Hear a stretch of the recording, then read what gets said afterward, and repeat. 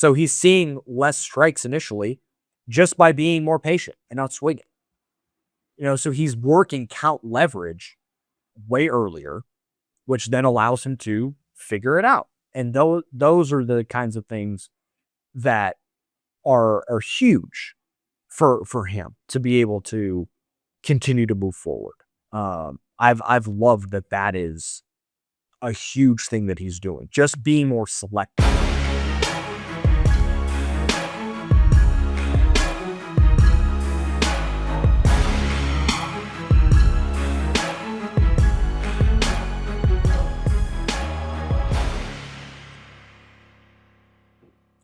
One Royal Way, back at it here on Kansas City Sports Network. I'm Joel Penfield. Thank you all so much for tuning in. Second episode this week that's not a post game.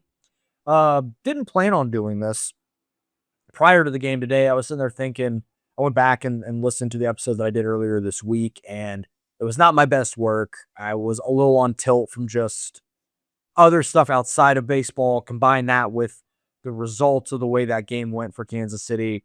And I was pissed and frustrated about a bunch of stuff. And it all I didn't feel like I did a very good job for you guys. And you guys deserve better from me from a content perspective. So second episode here, and we'll talk about the gut punch loss again that happened today. But want to spend a little bit of time. I wanted to do a little bit of a deep dive on Jac Caglianone. I've tweeted about it, but want to elaborate on some of the numbers and what we've seen and what's encouraged me. One of the relievers, it actually has been impressive this year so far that I frankly wasn't expecting.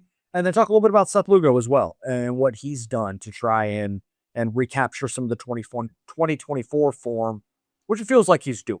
So we'll get into all of that, try and, get out of here within 45 minutes or so and, go about our day. Remember that we are doing a live post-game show tomorrow after the first game from the Bronx, and then there'll be a live post-game on Sunday. Before we get into all that, this show, as always, brought to you by Emprise Bank, member FDIC, our partners in Possible here at Kansas City Sports Network. And producer Nick in the live chat is correct. I'm recording this on Thursday night, so if you're listening to this on Friday, which you would be, on Friday night, we will be live. So tonight, as you're listening to this, it's the one thing I screw up every time I do these shows. Again, Emprise Bank, member FDIC, our partners in Possible here at Kansas City Sports Network. We appreciate their support for the last few seasons and with everything we do here at KCSN. So, just another game where it felt like the Royals couldn't get out of their own way. It's a game that the offense broke out. It scored 9 runs, but they give up 10. When they get 1, they give up 2. Like, it's just a team that is just so out of sync right now with everything. And it was a day that was encouraging for the offense. Bobby gets 3 hits, 2 doubles, got the OPS over 700. Salvi hits the big home run in that 6th inning right before the tarp comes on to jolt the Royals. They were down 6-1. Bubic really didn't have his good stuff today. Schreiber comes in, immediately gives up a 2-run homer to Dylan Dingler. And you think, okay, this just ain't happening. And, we move on to New York. To their credit, they chip away, bounce back, and find a way back into it. And they take a lead. And they increase the lead in the 9th with Vinny Pasquantino finally getting on the board with a home run. Lucas Erceg comes in, and it just unraveled. An 0-2 single by Torres, walk right after that, gets a couple of outs, 3-2 count to Riley Green, double that sneaks in, inside the line, ties the game, and then Cole Keith ends up with a walk-off single, and it's 10-9. And it just is the thing that has irked me the most about this team so far is it's the little things you have to do well to win a lot of these games. The margins are really thin. Yes, there are games where your offense is going to be awesome, and you're going to have to find a way to, and the other team is hitting the ball well too, and you got to find a way to scratch them across. And yes, they were 5 for 10 with runners in scoring position, to their credit, considering I think that's more hits in this game with runners in scoring position combined than they've had in their last week plus. but there were still other chances. And, there was, they still left 5 on base. Michael Garcia had a emergency scoring position with 2 outs and couldn't come through. Uh, it's just kind of what the story of the season, just that they're able to get some of these crooked numbers and big hits, but then they're not able to really just continue to capitalize on it, right? And so that's been a frustration point. The pitching on the whole for this team has been good, right? Like Bubic got blown up a little bit today, just didn't have his, A command, and doesn't make it out of the 5th, 5 earned runs, inflated his ERA to almost 4. But that'll come back down, I imagine. But the 2-out RBIs are what is absolutely killed this pitching staff. Dingler hit a 2. I think that was the 2-run homer. Torkelson had one. Riley Green had the 2. Matt Vierling, Jahmai Jones, Colt Keith. That's where they got their run. It's where they got their run in the 2nd. It's where they got it in the 4th. It's where they got a couple of those runs in the 5th. And then it's where they got all 3 in the 9th. We're all with 2 outs. And the 2 outs, that's been the thing that has absolutely killed this pitching staff. They do a great job of getting 2 outs quick most of the time, or just getting the 2 outs, getting the 2 strikes, and they can't finish. They can't finish the at bat. They can't get the guy out. They can't get the strikeout. They can't get the weak ground out to get out of the inning. It ends up resulting in a hit, resulting in runs with runners in scoring position. When the Royals have 2 outs and runners in scoring position, it feels like the inning is over.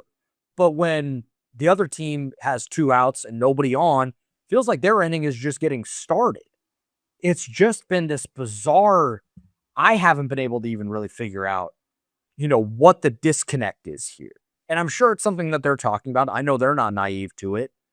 But it's those little things of being able to get out of an inning unscathed, not having to worry about not letting extra traffic get on with 2 outs, not giving up the big hit and missing, lacking command with 2 outs to give up a hit, a home run, a double, whatever.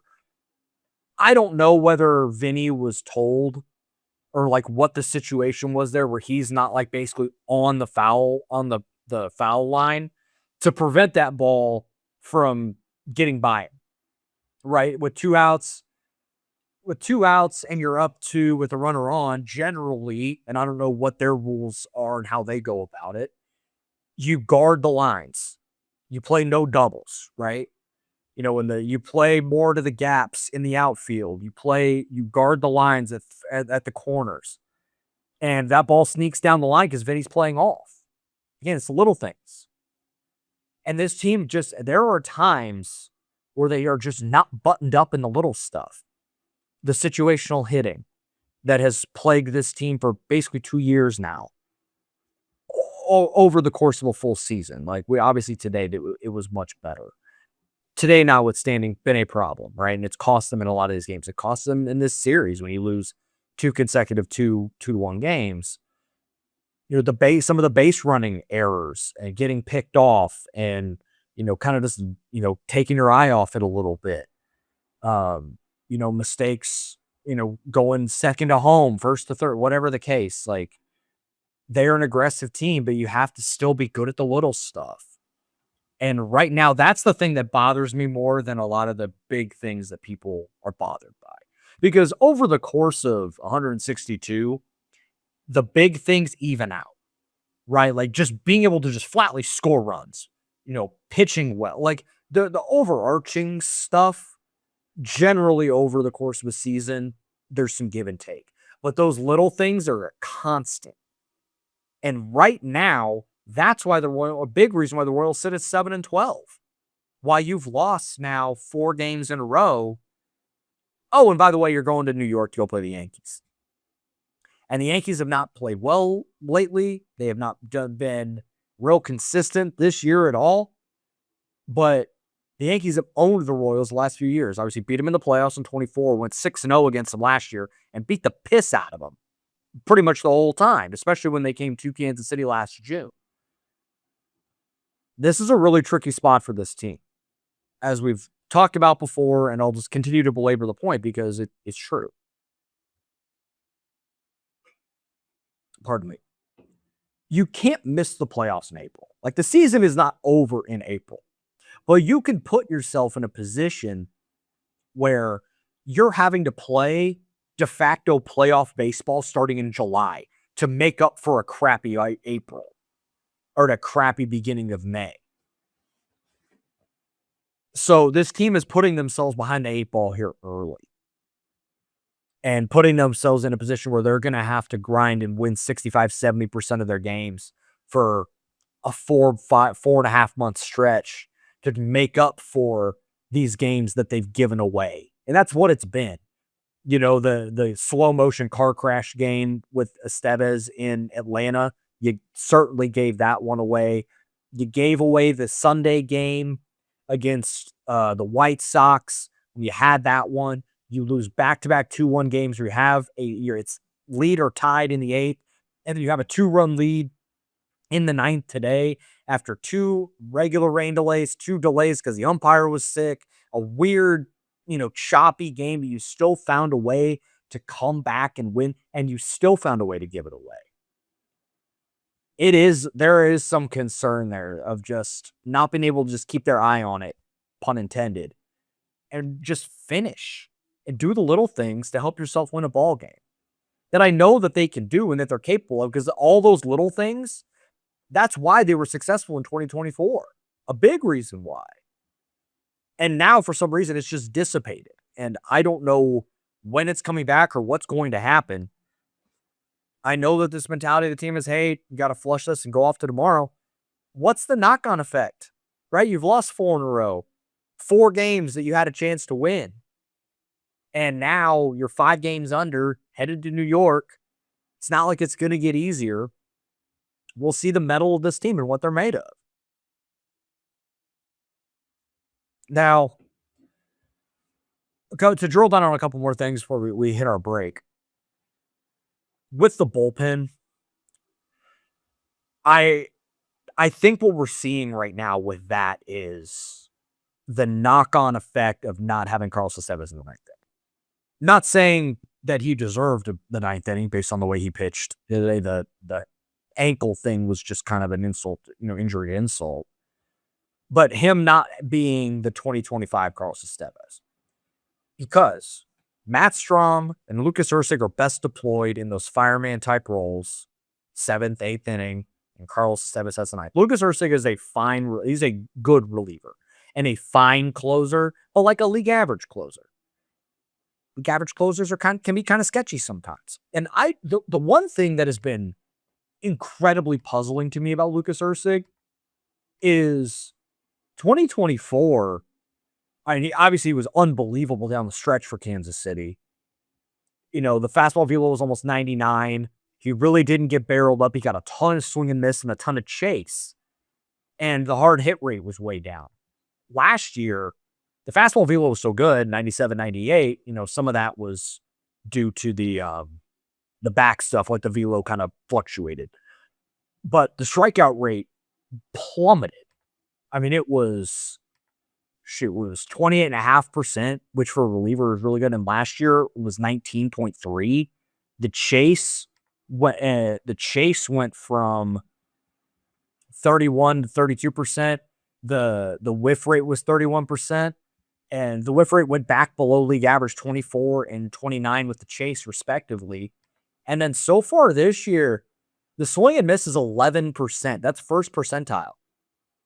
The strikeout rate is even lower at 16.7. The chase is in the 11th percentile at 22. The fastball velocity and all of that stuff has stayed the same, but the ground ball rate's down. The walk rate's about the same, but the swing and miss, the strikeout, and the chase are way down. So I don't know what's going on. It is very, very bizarre. Now, I think over the course of the season, he'll fix it and they'll figure it out. And he's a heavy sinker guy, so he's going to get more ground balls than not. But it is very odd for a guy 2 years ago to be this heavy swing and miss, elite looking reliever. So now he's good. But the Royals need him to be better than good if they want to get anywhere. So that is something to watch. We'll talk about some of the other bullpen stuff later in the episode. And then one last thing. I know no one wants to hear it because they lost. I get it. I am encouraged by what I saw from Vinny Pasquantino over the past few games. I know the results still are what they are. Back of the baseball card says what it does. He put some really good pull side fly ball swings in this game for a guy that is starting to not selling out for it, but is starting to lean into being a power hitting fly ball, stereotypical first baseman type. He put some good swings that were encouraging. Early in the season, it was like a golfer with a two-way miss off the tee. He was too early, he was too late, the timing was terrible. It's a big reason why he wasn't squaring the ball up, wasn't, making much contact, and was just searching at the plate.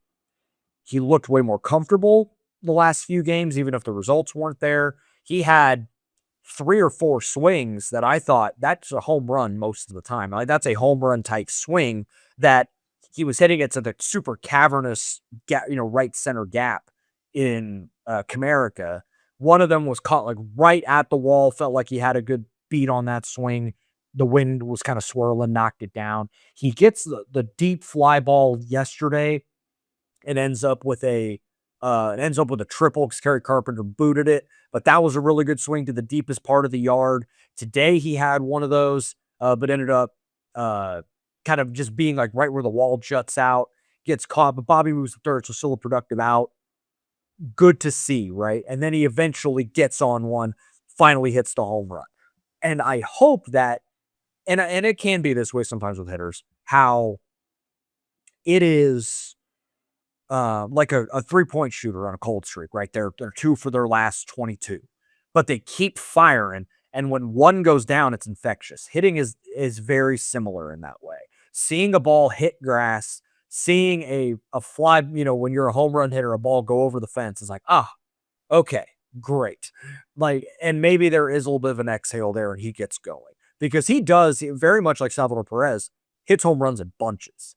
Like, and he can increase that total and be closer to the guy that we know that he can be, that he was in 24, that he was in 25. And if he's able to do that, it does change this offense immensely. With Bobby starting to get going a little bit, Cags is getting going. We'll talk about that here in just a minute. Salvi hits the home run. Maybe there's a little weight off his shoulders as well. Finally getting a hit with runners in scoring position, 4 stakes today. So there were some things I'm still able to take away from this and go, okay, that's trending in the right direction. We'll see if it ultimately leads to wins. But there was some of those that, especially today with the offense, that was encouraging, result notwithstanding. We got to take our break here. We'll be right back and do a little bit of a deep dive on Jac Caglianone. Success in real estate takes more than vision. It takes the right financial partner. When someone takes something rundown and turns it into something great, that's called a comeback story, like Brain Group. They take distressed properties here in KC, completely rework them, and then turn them into valuable real estate. But that kind of work needs the right bank behind it. Enter Emprise Bank.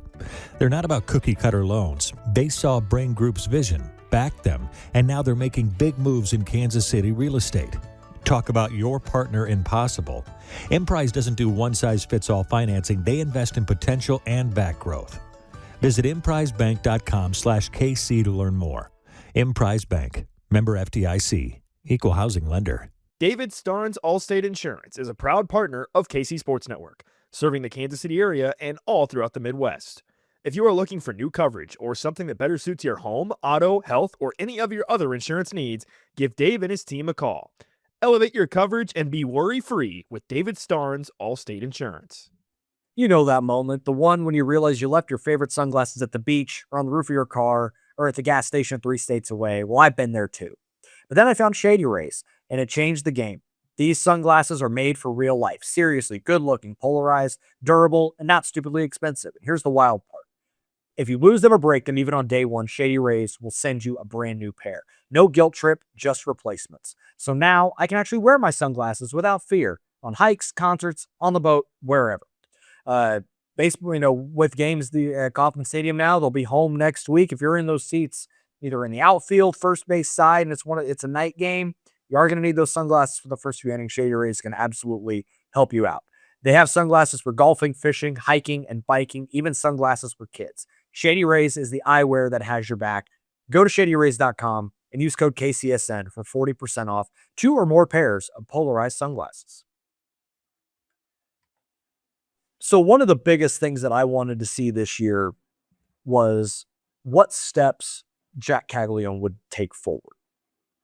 We know, what the back of the baseball card said last year, and the eye test said very similar things.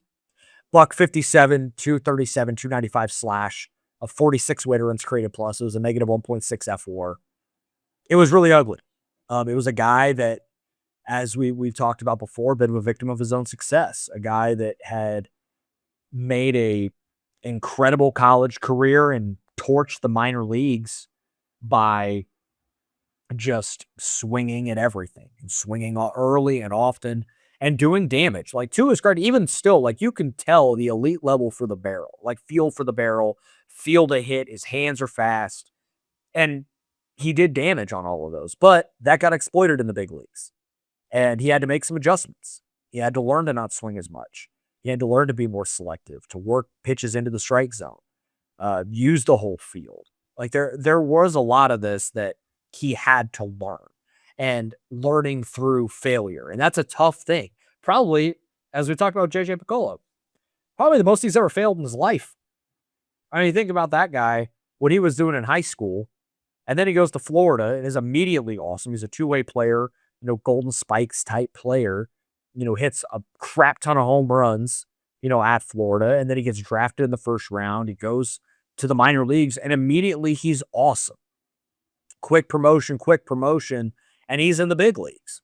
And then he ran into a wall because he was trying to do the same thing that made him successful in Florida, in Northwest Arkansas, and Omaha. It didn't work in Kansas City, and it was a huge detriment, to the offense. And he came up at a time where they really needed somebody. He tried to carry the offense, and it kind of blew up. So I wondered, okay, I know he's a smart player. I know he's self-aware. What adjustments is he going to make? How is he going to do this?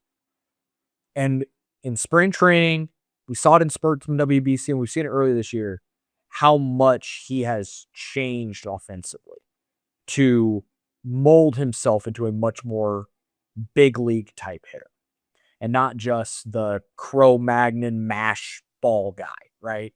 Like, honestly, kind of what Giancarlo Stanton does. But there's only one Giancarlo Stanton. So far, and we'll dive into the numbers, but so far, he's slashing after the game today, 273, 355, 382, 112 weighted runs created plus. Now, some of that is inflated by the fact the game on Wednesday, he went 3 for 3 with a triple and a walk, and it jumped his weighted runs created plus from 82 to 117. Right? So a crazy jump. It was an awesome game. Second 3-hit game this season. And he got his first RBI today, which I think is more indicative of the lack of offense in front of him than anything Jack has done to this point. And he hit a ball, I think it was 111 off the bat. It hit the base perfectly because it was going right to the shifted shortstop. So a bit of the baseball gods favoring a hard hit ball. So what are some of these changes that Jack has made? I tweeted about this the other day, and so I'll dive into it a little bit more now. But this is a very good sign. We're seeing the things that he's doing to mold himself into a much better player. Is it all perfect right now? Absolutely not. But the work in progress is getting there. So one of the things, as I talked about a little bit ago, that he did a lot of was just simply swinging, right? Not even that. We'll get to some of the chase stuff, but just swinging in general. In Kansas City last year, and I'm just going to focus on Kansas City. I'm not going to focus on the minor league stuff in 2025. So just in the big leagues, he swung at 51.3% of pitches that he saw. That is an insane number. We're about swinging at over half the pitches that come your way. This year, not counting today, because the numbers haven't quite all come together, 42.4%. He's dropped at nearly 10%. So just swing rate. Being more patient, being more selective, not just jumping on a pitch because it looks good out of the hand. The out of zone swing percentage, which like the chase swing, right, was a huge problem. It was 38.5%. I mean, that is an untenable number for just about anybody. Now it's 27.7%. That's a little bit better than league average. League average is around 29, almost 30. So he's doing better than league average now, chasing out of the strike zone.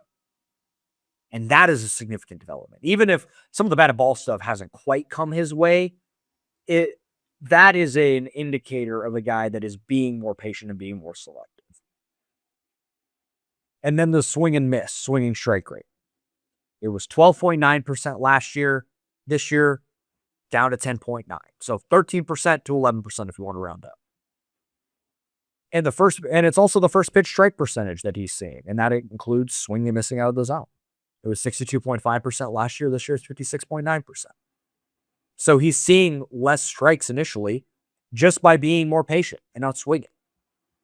So he's working count leverage way earlier, which then allows him to figure it out. And those are the kinds of things that are huge for him to be able to continue to move forward.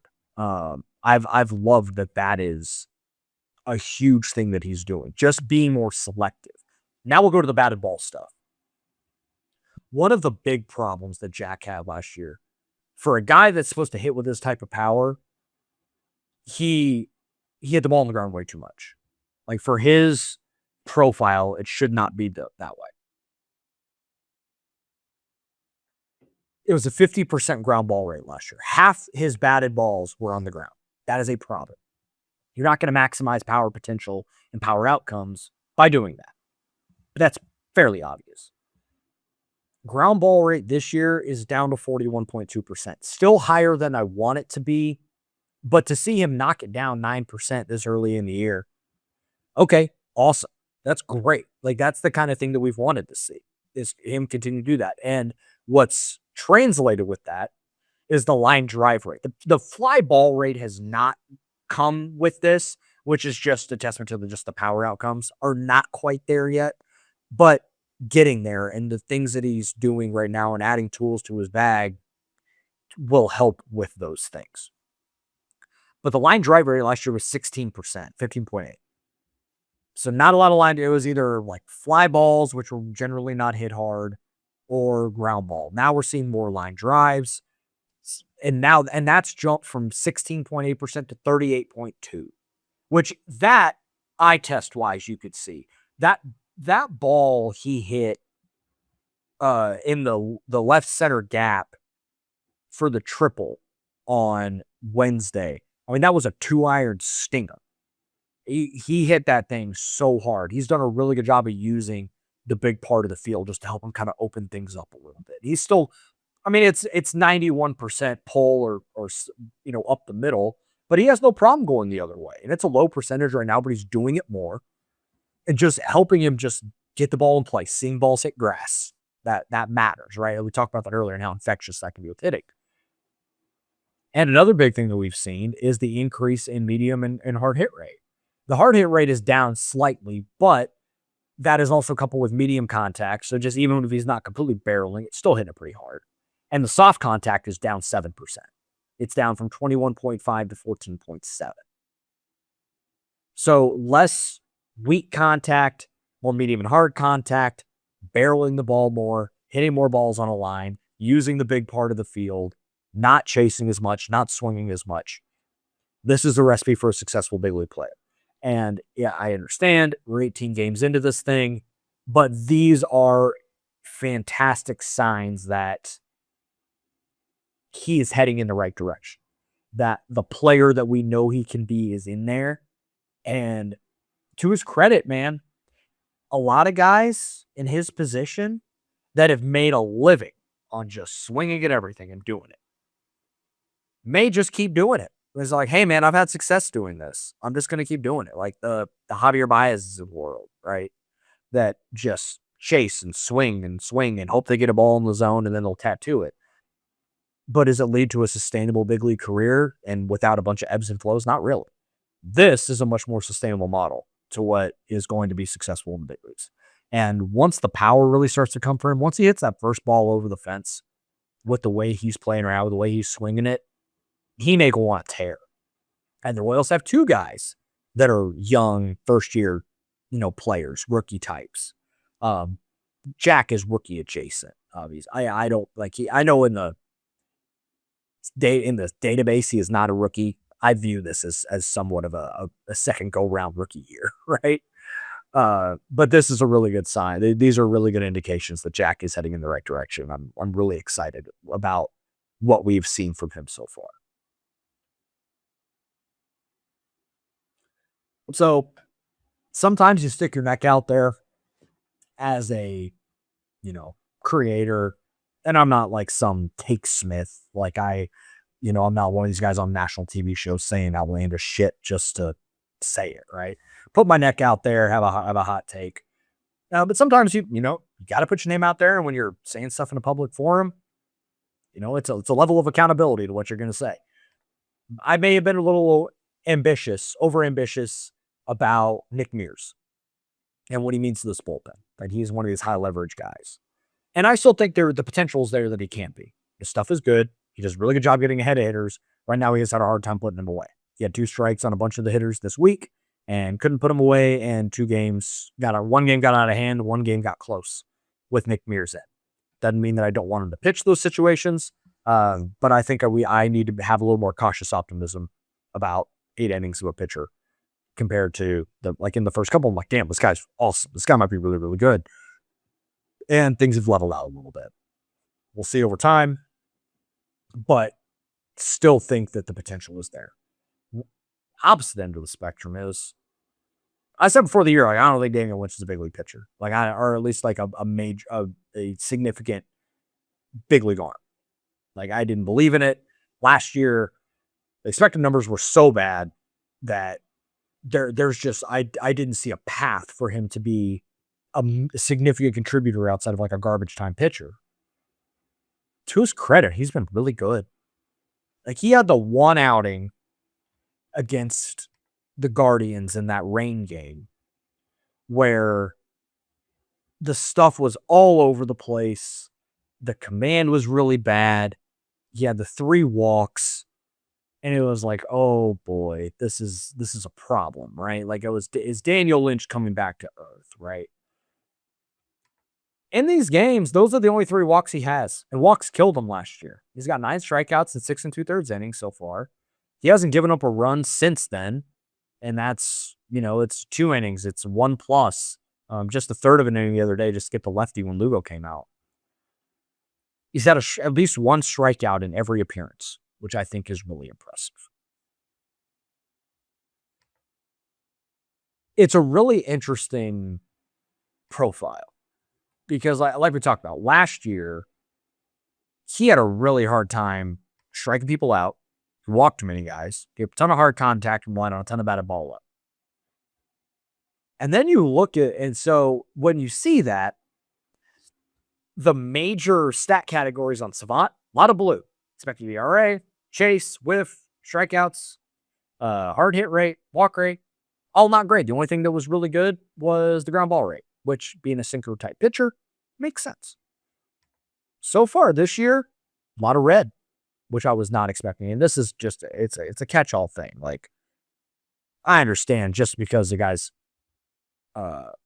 Savant page is little red doesn't automatically mean he's some incredible player now, but the metrics are, a lot of this is predictive of future performance, is how I view it.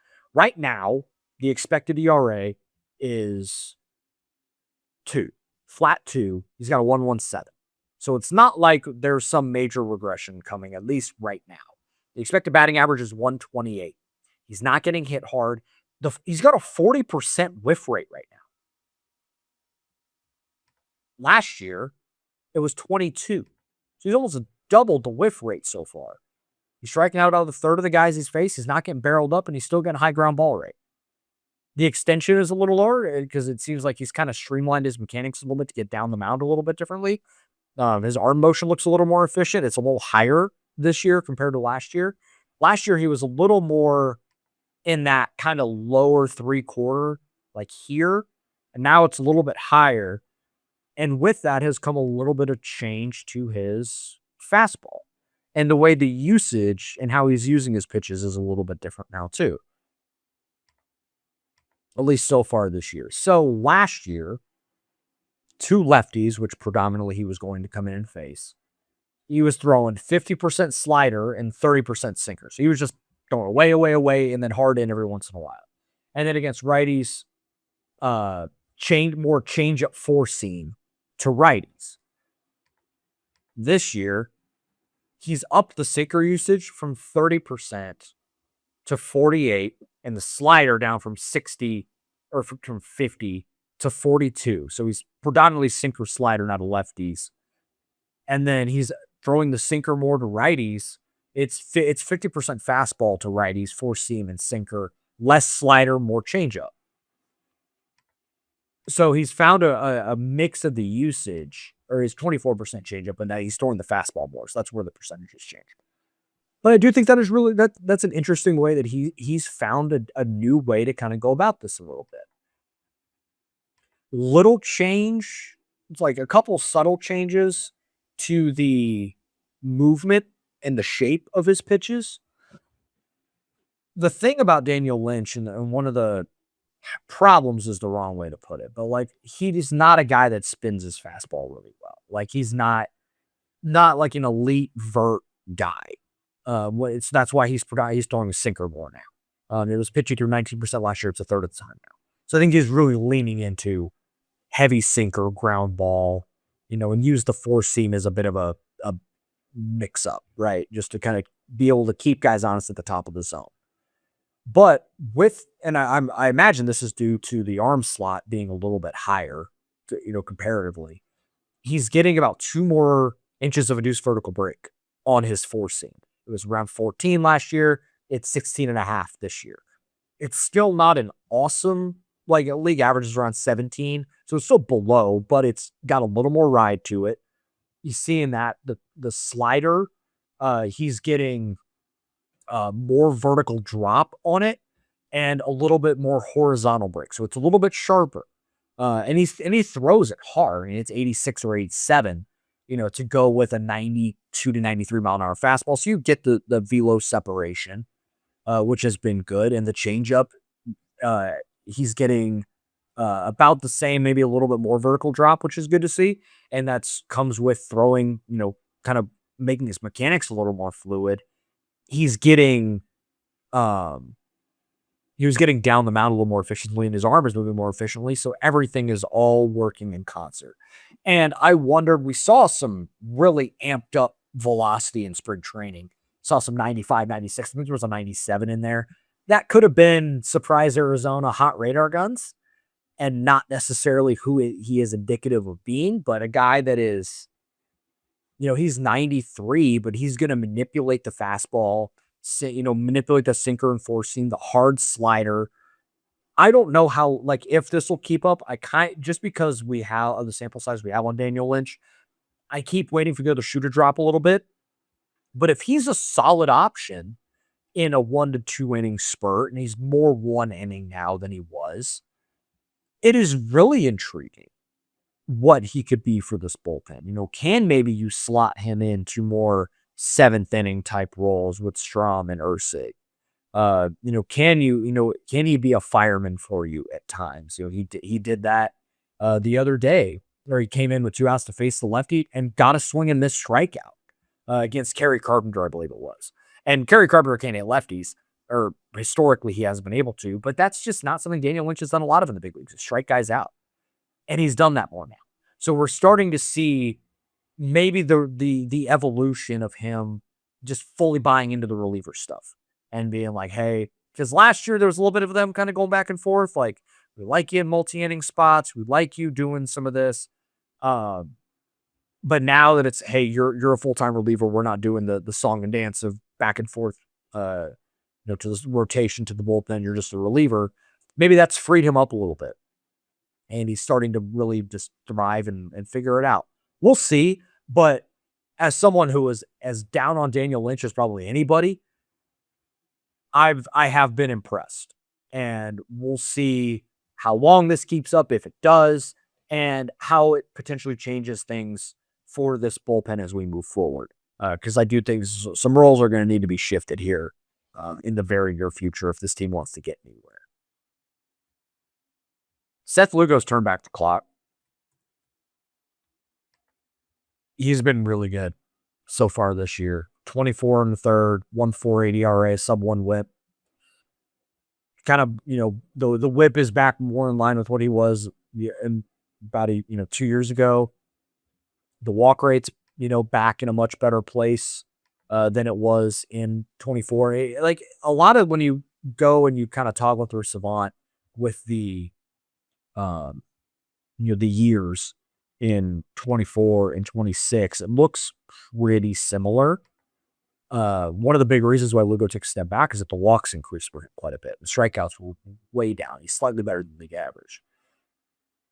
But the ground ball rate, the hard hit rate, the barrel rate, all about in line. He had a much higher ground ball rate in 24, or 62nd percentile to 48, so league average. But the barrel and hard hit rate are around league average. The expected ERA is in the 3.7s, when last year, even when he was going good, it was in the 4s or the 5s. So we're starting to see him come back, there a little bit. The chase is about around league average. The strikeout rate's around league average. So we're starting to see everything kind of come back to where it was, right?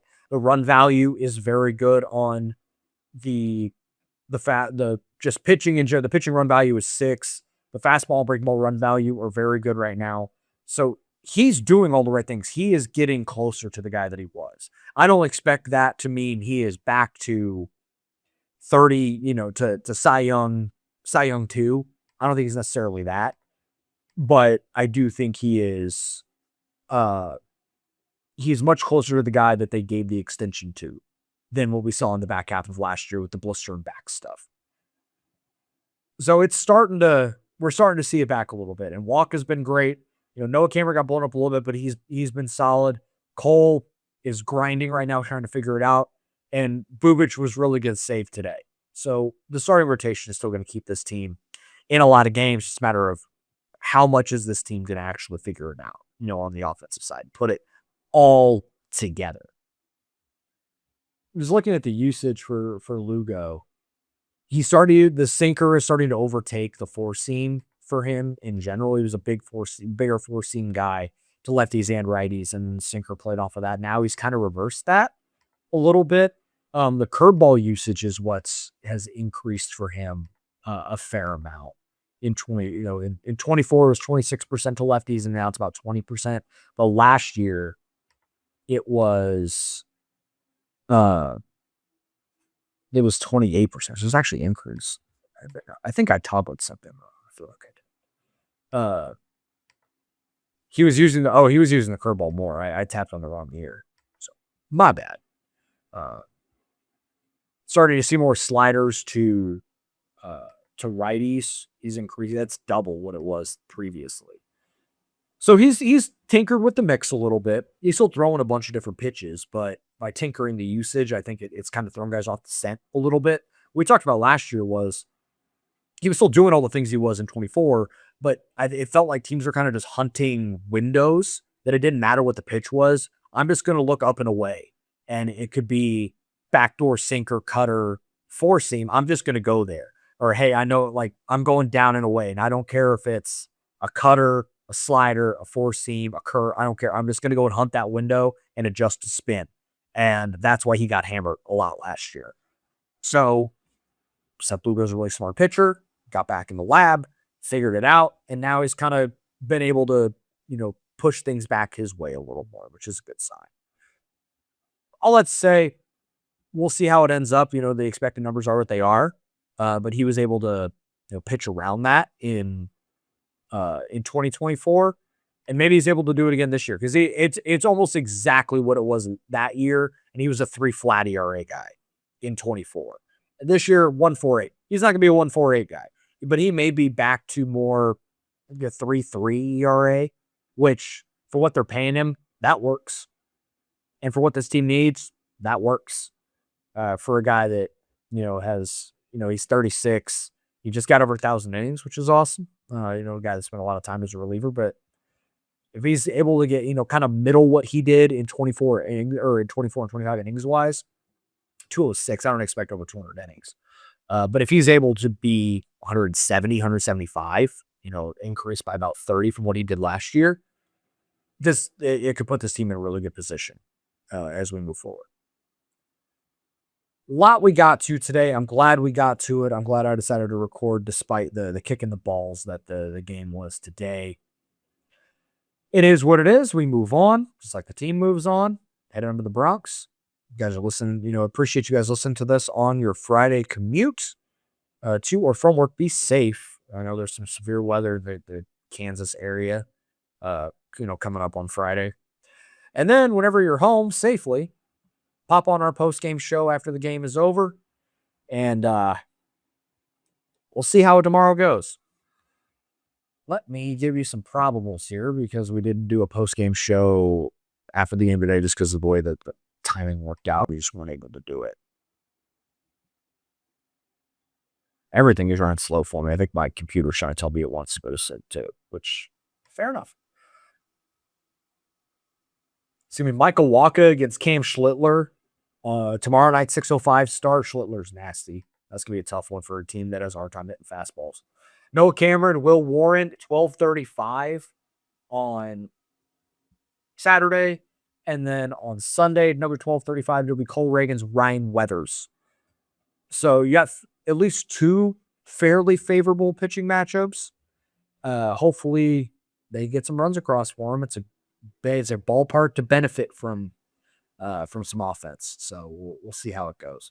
Appreciate everybody listening. Be sure to like, rate, subscribe, review on all platforms. Hit those notification bells. When those live pods on tomorrow night and on Sunday night go. Come be a part of the conversation. Hop in the chat with your thoughts. We'd love to interact with you guys. And we'll talk soon. Have a great one, everybody.